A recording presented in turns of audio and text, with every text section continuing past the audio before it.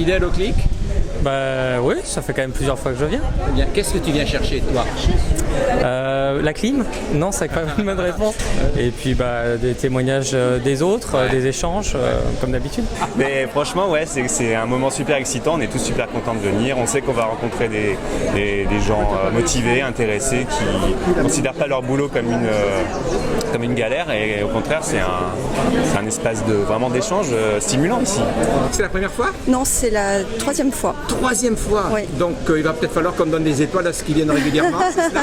Et vous venez faire quoi ici alors? Échanger, apprendre des nouvelles façons, des nouveaux outils. Donc c'est un lieu de formation alors? C'est un lieu de formation aussi, oui. Moi je ne fais pas la classe inversée à 100%, je fais un mixage. Mais beaucoup de façons de faire de la classe inversée m'intéressent. Et donc je viens piocher ce qui me convient à ma personnalité. C'est la première fois que je viens. Ah, alors, Voilà. pourquoi on vient pour la première fois au CLIC? On vient parce que je trouve génial ce rassemblement. Ah ouais? Moi, Et ça comment fait- vous savez que c'est génial puisque vous venez pour la première fois? La philosophie, l'idée, se rencontrer, échanger, mutualiser, moi c'est mon truc. Ben, j'attends de découvrir, de partager avec mes collègues, de découvrir les nouvelles pratiques pédagogiques pour pouvoir les mettre en place concrètement dans ma classe.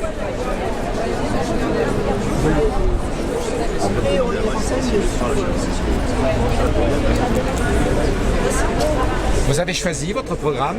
Pas encore. Pas encore. C'est très très riche et vraiment là, comme je ne connaissais pas le programme avant et ensuite je ne sais pas non plus ce qu'est vraiment une classe inversée. Il faut de la relève, évidemment. Il faut que le processus qui a commencé il y a quelques années continue. Et donc, oui, effectivement, vivement des jeunes avec nous, quoi. C'est tout à fait ça.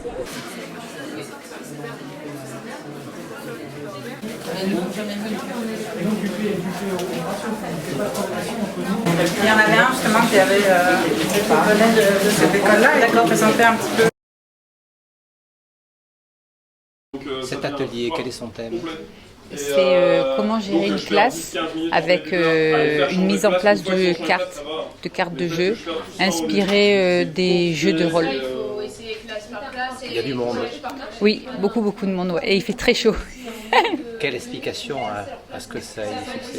Parce que je pense que c'est lié au fait que c'est tellement intéressant que voilà, pour nous, ça nous offre la possibilité d'avoir une autre pratique, une pratique qui marche, qui a été éprouvée par 2 enseignants.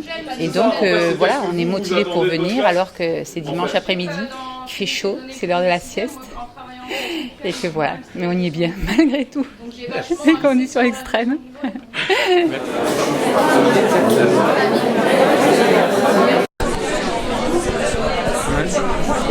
On fait quoi dans cet atelier? On construit des plans de travail de manière ludifiée. C'est-à-dire?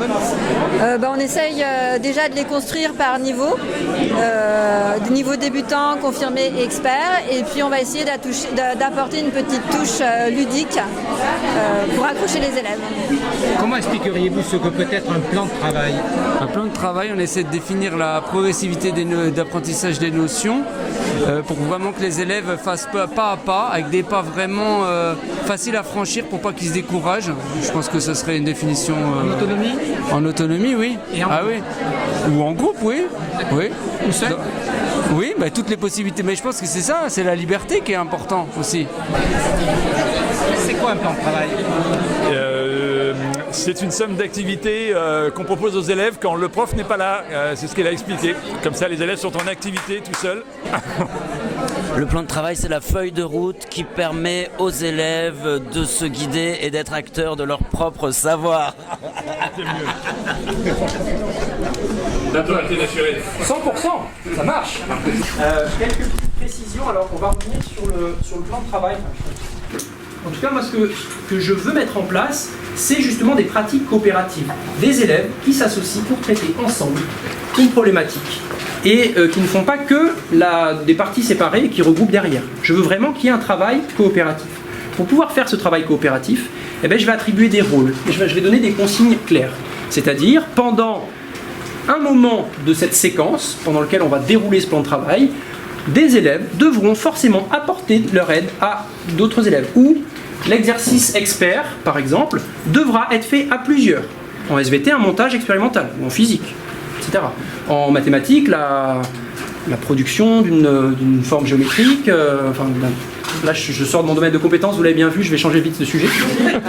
Donc par exemple, le statut juridique d'une entreprise, qui est un concept assez lourd et assez difficile, dans le contexte d'abord du Québec et pas la même chose dans le contexte du Canada. Donc voilà, c'est sous forme de ludification. Essayer de vulgariser ces concepts-là, je pose à la classe où est-ce qu'ils en sont par rapport à leur projet. Voilà, donc ça dépend beaucoup. Quand on est en classe, nous, on est beaucoup plus détendus, parce qu'on n'a pas la gestion du groupe classe entier qu'il faut traîner derrière soi, tout le monde ensemble. C'est un apax, c'est un mot qu'on rencontre tout seul en littérature, inventé par un écrivain. Comme abracadabrantesque. Ah non, ça c'est un néologisme, puisque tu le connais. C'est un mot qui a eu du succès et qui est entré dans le dictionnaire. Bon allez, là, tu me saoules avec ta science. On joue au foot. Ouais. Bon, et non, mais quoi? Ça fait beau. Le but de l'atelier, c'est de faire une capsule vidéo en un temps limité pour apprendre à utiliser cet outil en classe. C'est parti. Tous les nuisibles sont éradiqués. Cela semblait être une bonne idée.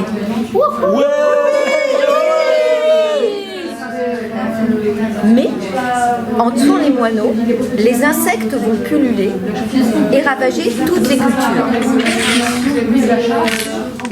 Ils doivent donc collecter des mots qui sont liés en fait à la création d'un escape game, puisque ça permet d'embrayer par la suite sur une formation pour savoir créer son propre escape game.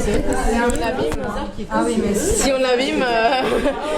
C'est le dernier jeu, c'est ça? Il n'y a pas de feuille.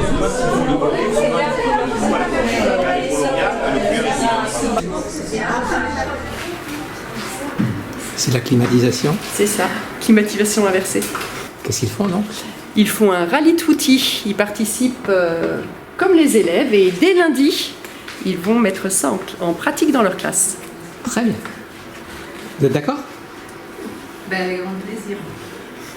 Ils sont concentrés, hein? Je suis sûre qu'ils vont s'investir dès lundi dans la tête. Concentrés. Ah, ils travaillent dur là. C'est sur cette page-là. Alors, tu veux envoyer ton tweet, c'est ça? Oui. Alors, faut que tu sois sur Twitter. C'est quoi un ClickX? Alors un ClickX, c'est le congrès actuel auquel on participe à Paris, en version mini et délocalisée dans le sud de la France, dans les Pyrénées, à Ax-les-Thermes précisément. Et c'est un événement qui s'associe à un autre congrès numérique qui s'appelle Ludovia, l'université de Ludovia. Et sous l'égide de l'université de Ludovia, nous allons organiser ce mini congrès délocalisé de l'association pour ceux qui peuvent venir fin août nous retrouver là-bas. Et je ne vais pas vous rassurer en vous disant que vous allez continuer à être frustrés durant ces 3 jours, puisque vous avez un choix énorme d'ateliers entre lesquels vous allez être obligés de choisir. Choisir, c'est renoncer, hein. On en est tous bien conscients. Et donc du coup, vous avez intérêt vraiment à mettre à profit ces 3 jours pour faire ce que vous venez de faire maintenant tout au long du congrès. Je vous rassure, l'accueil n'était pas le seul moment où vous allez faire la queue. Vous allez voir la queue pour les sandwichs, il faut la queue pour rentrer dans les salles. Tous ces moments-là, les moments de temps, les moments de pause, profitez-en, retournez-vous vers votre voisin et demandez. Et toi, d'où tu viens? Qu'est-ce que tu fais? Pourquoi tu es là? Profitez de ces moments. Parce que c'est rare quand même d'avoir ces moments où on est tous ensemble pour discuter de pédagogie. Quel est le sujet sur lequel vous voulez ressortir d'ici avec vraiment des idées très concrètes à mettre en œuvre à la rentrée prochaine ou des suppléments d'informations? Et je vais donc passer la parole à Denis Pote, qui est, comme je l'ai dit, vice-doyen formation de la Faculté des sciences et d'ingénierie de Sorbonne Université. On est d'autant plus heureux d'être accueillis par Sorbonne Université qu'au-delà du cadeau immense que vous faites, c'est une université qui a une longue tradition d'expérimentation pédagogique et c'est là-dessus que je vais vous proposer d'en dire quelques mots. Donc, je suis tout à fait heureux évidemment d'accueillir aujourd'hui des enseignants de toutes disciplines, puisque c'est une pratique ici à l'université, et de l'ensemble des niveaux du système éducatif. Donc, dans le moment d'échange et de convivialité tout à l'heure, merci Madame la Présidente, j'ai eu d'interviewer avec mes collègues qui enseignent en CE2, donc merci à vous tous d'être là et de nous permettre cet échange. Ces échanges sont particulièrement importants aussi pour nous à l'université parce que nous avons évidemment les mêmes questionnements pédagogiques que vous. Nous avons des pratiques également à partager avec parfois des succès, parfois des choses à faire, à évoluer. Nous partageons évidemment les mêmes lycéens qui deviennent nos étudiants. Donc, je crois que les questionnements sont vraiment transverses aux différents niveaux du système éducatif.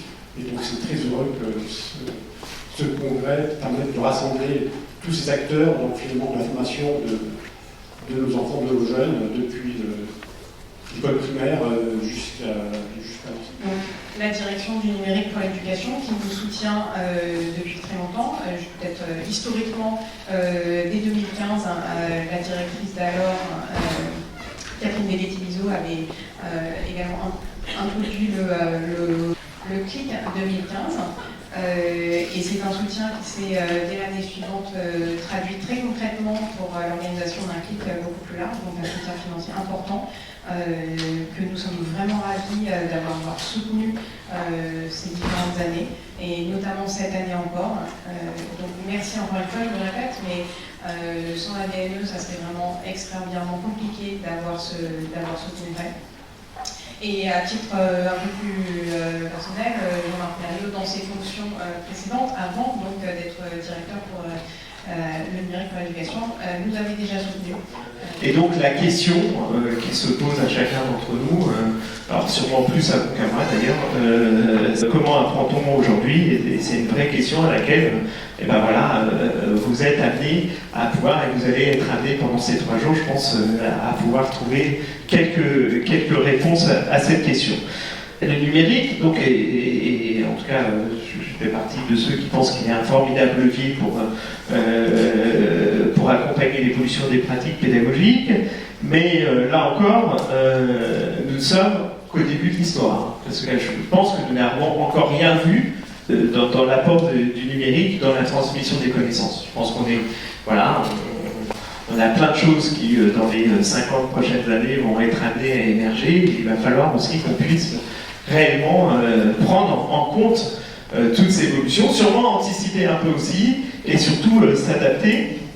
Et bien évidemment, l'intelligence artificielle, on voit bien qu'on a aussi un modèle à développer dans ce cadre-là, parce que dans un contexte purement international, je pense que notre modèle, qui repose aussi sur la question de l'usage de la donnée, sur comment on peut être amené à avoir une dimension éthique aussi autour de tous ces outils-là, est absolument essentiel. Nata est professeure de l'université, elle travaille au laboratoire LIC6 et elle dirige l'équipe MOCA, modèle et outils en ingénierie des connaissances pour l'apprentissage humain. On a sollicité Brenda pour qu'elle nous parle un petit peu d'intelligence artificielle en éducation, parce que ça fait partie vraiment des possibles, très possibles, et du futur de l'éducation, et qui nous a semblé que globalement l'ensemble des participants au CLIC étaient tout particulièrement des gens que ça pourrait intéresser, d'avoir quelques idées sur ce qui se fait sur la question.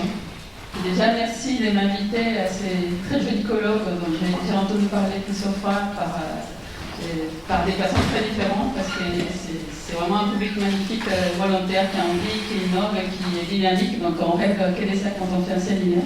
Donc c'est super, j'espère que les femmes vont dormir avec la chaleur et à l'heure qu'on est. Et pourquoi je voulais parler des capsules, c'est parce que pour nous aussi à l'université, même pire que vous en fait, nous, du point de vue pédagogique, on est vraiment très mauvais, vous êtes bien meilleurs que nous. Et donc nous, les centres d'innovation pédagogique, Marcel n'est pas d'accord, si, Marcel est d'accord. Ok, donc on n'est pas bon, et surtout, ce que nous on cherche, c'est à comment expérimenter sérieusement ces innovations, comment pouvoir les rendre, les passages à l'échelle est un problème pour nous aussi. On a 1000 étudiants, 1600 étudiants. Donc un des souhaits qu'on a à la capsule, c'est l'accompagnement à l'expérimentation. Et donc avec eux, j'ai fait autrement. Donc j'ai mis à disposition tout de suite en fait le cours sur un blog pour qu'au moins ils puissent avoir une trace écrite et se dire là j'ai le cours, donc je vais pouvoir passer en fait à la partie exercice. Donc je dois expliquer en fait les raisons, l'objectif aussi. Ensuite, la même chose, je leur ai mis à disposition des bilans, des fiches, pour que ça soit vraiment dans un cadre qu'ils maîtrisent et qu'ils connaissent. Du coup, j'ai voulu le faire, c'était vraiment un problème que j'avais en classe avec des élèves d'un milieu assez particulier qui arrivaient au CM1, CM2, s'étaient tellement dévalorisés eux-mêmes et avaient une tellement mauvaise image d'eux-mêmes que si j'essayais de lancer des activités de découverte dans la classe, ils ne faisaient pas. Alors il y avait... Je pense qu'une expérience comme ça, pour un enfant que j'étais à l'époque, c'est une expérience qui vous marque tout le temps, hein, le fait de demander à un plus grand d'expliquer aux autres, etc. Donc, on fait ça maintenant la classe mutuelle, hein, elle était déjà là et...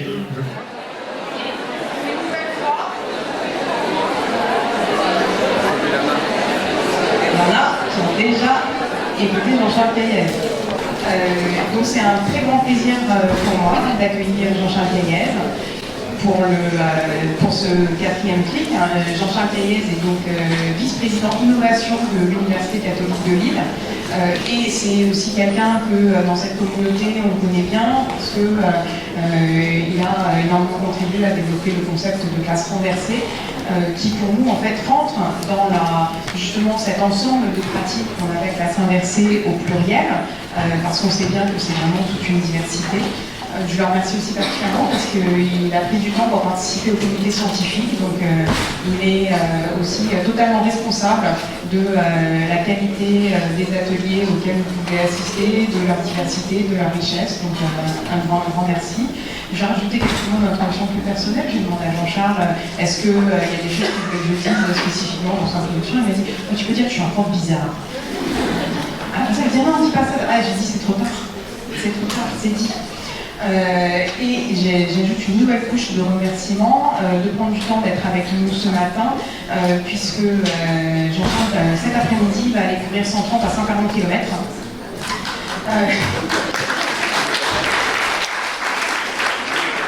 Et donc donner des conférences le matin ne fait pas vraiment partie de la préparation normale d'une course de cette distance. Donc c'est pour ça que je vous remercie vraiment de prendre ce temps-là. Je suis vraiment très content d'être ici au milieu de ce peloton de coureurs, marcheurs et innovateurs, j'espère. Donc je vais vous présenter un peu une expérience, une histoire qui se déroule à Lille depuis 5 ans, qui a fait l'objet d'un atelier participatif hier, mais dans lequel on a surtout parlé de ce qui fonctionnait. Donc aujourd'hui, je vais plutôt parler de ce qui ne fonctionne pas. Mais en fait, de ce qui ne fonctionne pas, vous allez voir, contribue à réussir quelque chose. Donc j'ai intitulé cette conférence Oser innover dans sa pédagogie, et surtout ne pas avoir peur de l'échec. Vous allez voir ce que j'entends par échec, hein, bien sûr. Il y a une certaine culture, notamment en Occident, en France particulièrement, mais pas uniquement, d'essayer de fuir les échecs, d'être sûr que tout fonctionne avant de commencer quelque chose. Et alors qu'on sait très bien que si on veut découvrir ou pratiquer quelque chose de nouveau, imaginez que vous vouliez pour la première fois faire du vélo, de la planche à voile, du ski, et que vous refusiez de tomber, ça serait un peu compliqué de vous engager dans ce genre d'aventure. Eh bien, pour la pédagogie, et notamment l'innovation pédagogique, on peut faire le parallèle. En construisant les questions, ils vont comprendre le cours davantage et ils vont pouvoir m'envoyer des questions. En fait, je ne l'ai pas dit, mais dans la classe renversée, comme il n'y a plus qu'un seul élève et 50 profs, moi je n'ai plus de copies à corriger chez moi. Je corrige plus de copies, hein, c'est fini, c'était l'ancien monde ça. Par contre, j'ai des devoirs à faire. C'est-à-dire qu'il n'y en a plus qu'un seul qui rentre chez lui avec des devoirs à la maison, c'est moi. Donc les élèves font des quiz, et moi je fais mes copies, ils peuvent aussi m'interroger dans la classe. Donc pendant qu'ils travaillent en équipe, moi je suis tout seul et je vais répondre à des QCM ou des questions qu'ils m'ont posées. Alors des fois je leur dis c'est avec document, sans document, en général ils veulent pas que j'ai le document. Et ils me surveillent même des fois, j'ai 10 minutes pour faire des questions, puis il y a une élève derrière moi, je dis qu'est-ce que tu fais? Ben, je regarde si vous ne trichez pas. non, bon bah c'est... Alors ça aussi il y a mes collègues, mais je comprends pas ton truc, comment tu peux évaluer? Est-ce qu'à votre avis c'est facile pour un élève d'interroger un prof? Oui, les élèves se responsabilisent face à leur apprentissage. C'est quand même des trucs que j'ai entendus pas mal ici au CLIC. Hein. Donc je dis D, c'est mon dernier mot. Hein. Bon. Ah, ouf.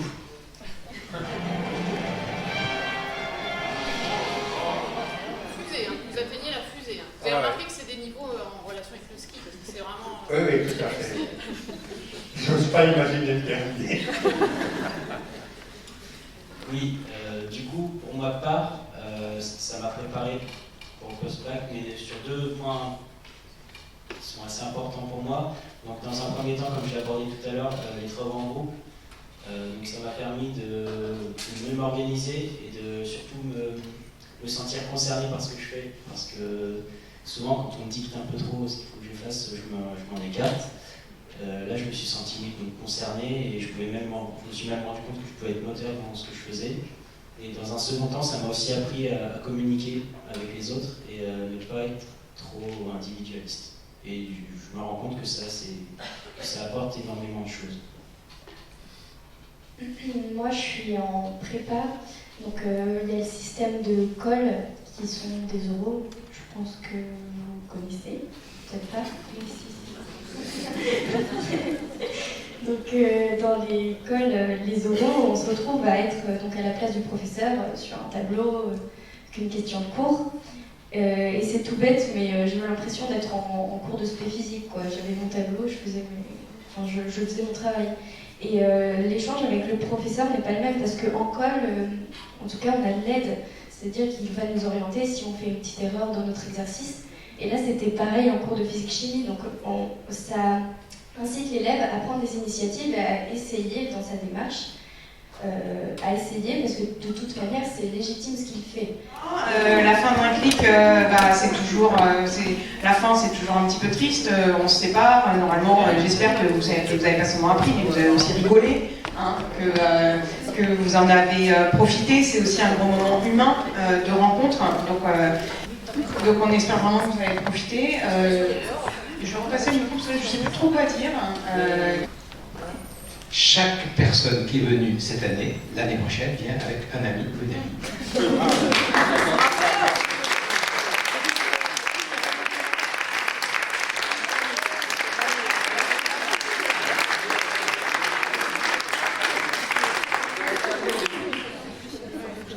Comme l'a dit la présidente ce matin, ce qui fait avancer véritablement, c'est le collectif.